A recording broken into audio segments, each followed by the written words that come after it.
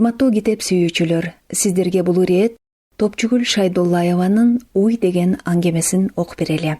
Микрофондо Мунара Алимжан кызы. Жай саратандын таң эртесинде салаңдаган курсагынын оордугунан ийилкий баскан Уй айыл көчөсүн аралап келип, эски жыгач дарбазага жеткенде токтоду. Токтоду да куйругун көтөрүп, кайра түшүрүп, алдан эмедей катуу мөөрөп жиберди.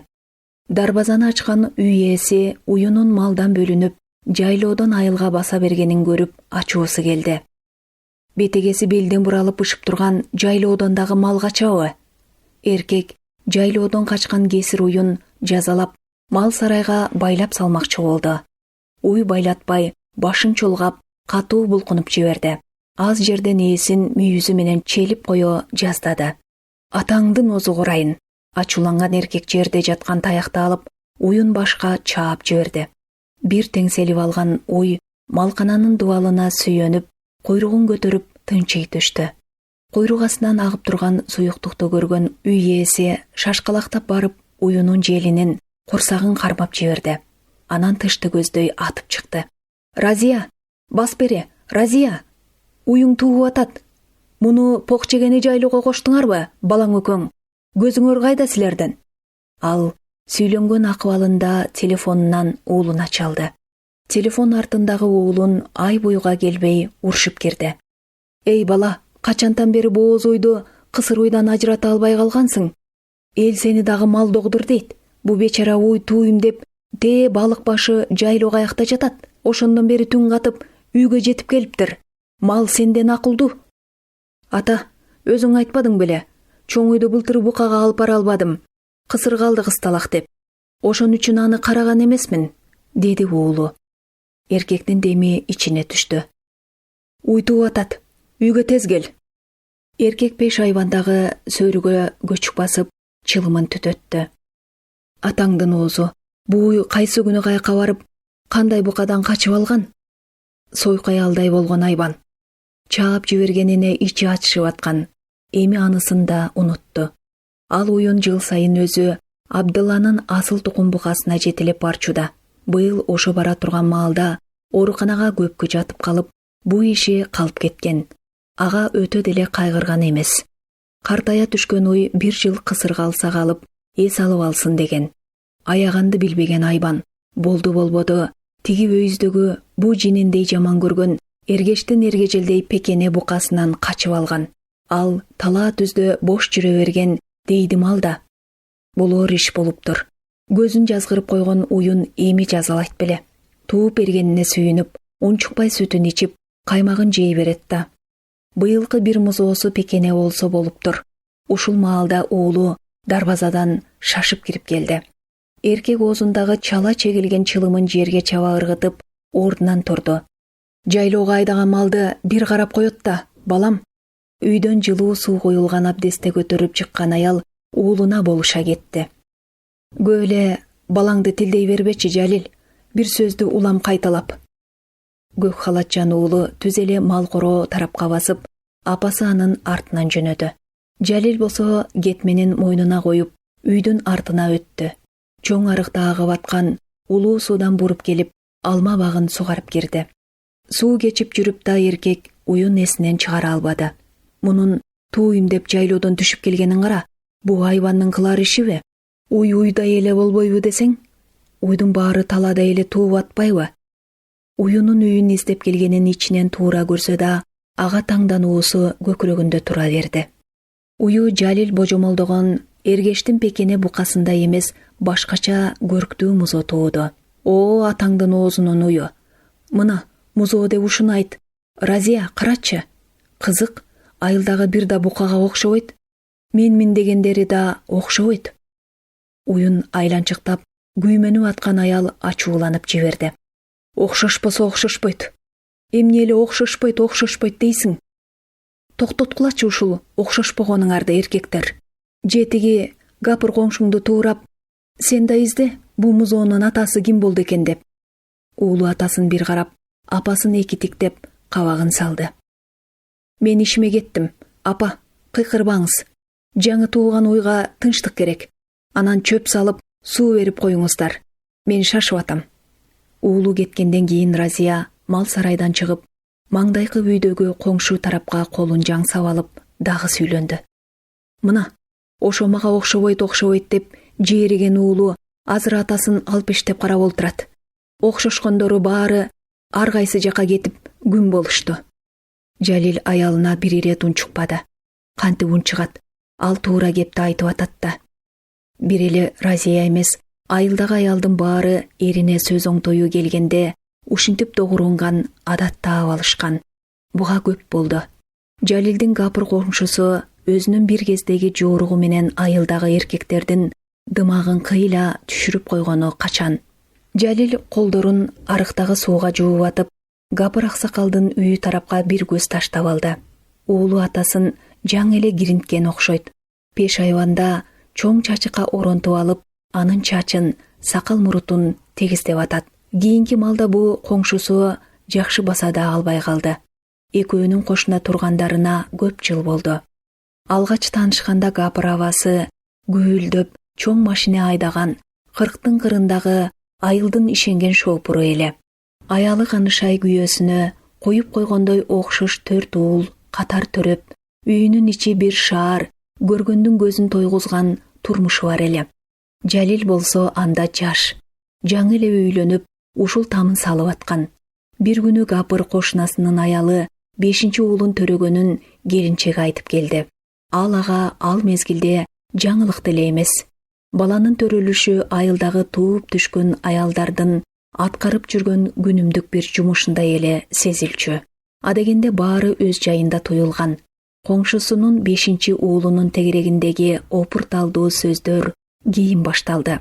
Бу чүрпө атасына да, апасына да түк окшобойт экен.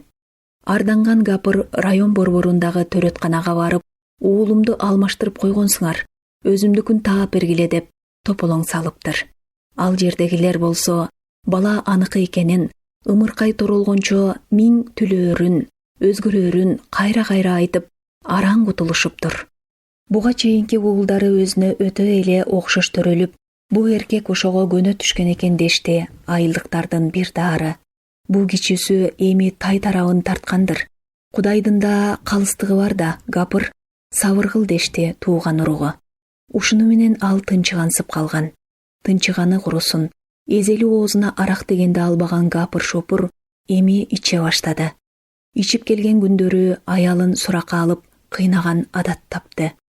Айт, бала кимден дейм? Мындайда аялы көз жашын көлдөтүп ыйлап жиберет. Бу сенин эле балаң капыр. Бу уулубуз тай атасына окшоп турат. Мен атамдын жүзүн эсимде сактап калгам. Бизге атама окшош перзент бергенине жаратканга экөөбүз ыраазы бололу, капыр. Атам уул көрбөй арманда өтүп кеткен. Мен уулубузга сүйүнүп атсам, сен эсиңе кел, капыр. Канышайдын ага айткан жообу дайым ушундай эле. Кийинки маалда аялы чарчадыбы, актанганын токтотту. Унчукпай, баарын ичине жутуп чыдай турган адат тапты. Капыр эбак көзү өткөн кайнатасынын өзү турсун сүрөтүн да көргөн эмес. Ушунданбы аялынын сөзүнө ишенип, кыйла күн унчукпай калат. Анан көбүрөөк ичип алганда кайра эле кандайдыр бир күмөн ой бу эркектин көкүрөгүн көзөй берчү. Кара тоору, бүркүт кабак наристесин телмире этектеп, жаман оюнда айылдагы эркек аттуунун баарын көз алдынан бир сыйра өткүрүп, алардын эч кимисине окшото алчу эмес. Талпынып, күлкүсү чыккан уулун колуна бир алып, жыттап койбоду. Анан күндөр өтүп, жаңы эле тайтайлап кадам койгон кенжесине маңдайы жаркып сүйүнбөдү. Кичүү перзенти атасы үчүн жок сымал, ашыкча бир жүктүү сезилчү. Өзүнө окшош 4 уул төрөп берген аялы көзүнө эми шуркуя көрүнүп, үйүнө кааласа келип, каалабаса келбей, капыр шопурдун машинесинин кабинасынан айылдыктар кийинки күндөрү тикмечи келинди көп көрчү болду. Эринин кылык жоругунан жидеп, айласы түгөнгөн канышай баласын көтөрүп алып төркүн туткан айылына барды. Көрүнгөн тууганынын үйүнө кирип, атасынын сүрөтүн издеп жүрдү. Бу аялдын жакын тууганы да жок эле. Бирок анын жагдайын уккандын баары ага түп көтөрүлө жардам бергиси келди. Кана эми табышса. Жок. Эч нерсе жок экен да. Атасы жарыктык бир да жолу сүрөткө түшпөптүр. Кызынын мындай күнгө кабылаарын ал билсе гана. Үйүнө кайтып келген аял көп өтпөй сыркоолоп, ооруканага улам-улам жатып, кайра чыгып, жаңы баскан наристесин уулдары эптеп карап калды. Боорунан ооруган Канышайдын акыбалы оорлой берди. Жарым жылга жетпей аны ооруканадан үйгө биротоло чыгарып беришти. Курсагына суу толуп, денеси саргарып кеткен аялынын саналуу күндөрү калганын билгенде Гапырдын асманы аңтарылды. Анын өзүнө окшобогон уулду төрөп койгону да заматта эсинен чыкты. Аялын айыктырам деп, табыптан табып издеп барбаган жери калбады. Канышай айылга ала шалбырт жаз келген маалда жамгырлуу күндөрдүн биринде каза тапты. Жанында болгондор аны чуркап ойноп жүргөн кичүү перзентинен көзүн албай тиктеп жатып, аны кыйбай, ага бөтөнчө кабатыр тартып жатып, араң үзүлдү дешти. Аялынын өлүмүнөн кийин деле Гапыр кенже уулуна бой сала бербеди. Энесиз баланы тестиер уулдары жер сууга таштабай, биринен сала бири кезектеше көтөрө калып, карап жүрүштү. Ошол күнү Гапыр жайлоодон кампага чөп ташып, үйүнө кеч келген. Белден өйдө чечинип алып, арыктагы сууга жуунуп аткан. Анан эки уулу үйдөн аталап жарыша кыйкырып чыга келишти. Кичинекей бөбөгүн киринтип атып, анын оң бутунун санындагы сүйрү калды, кокус көрүп калып, уулдары сүйүнгөн тейде атасына чуркаптыр. Мындай кал бутунун так ушундай жеринде атасында да бар эле. Бул кал балада качан пайда боло калганын эч ким билбейт. Сырттан кирип келген Гапыр муну көрүп, буттары бүгүлүп, жерге олтуруп калды. Колдорун балага сунду. Чачыкка оронгон бөбөгүн атасына беришти. О, Гапыр, көзүң кашайгыр Гапыр, сен көр турбайсыңбы? Колуна кармаган жылаңач бала бети окшобогону менен туруш турпаты, бутундагы калы мунун өзү. Тиштеринин окшоштугун кара. Наристенин күлгөнүн мурдараак бир кылчайып карап койсо не? Мунун эки көзү баланын бетинде эле боло бериптир. Колдорунун, буттарынын, бармактары да атасыныкындай узун-узун экенин азыр байкады.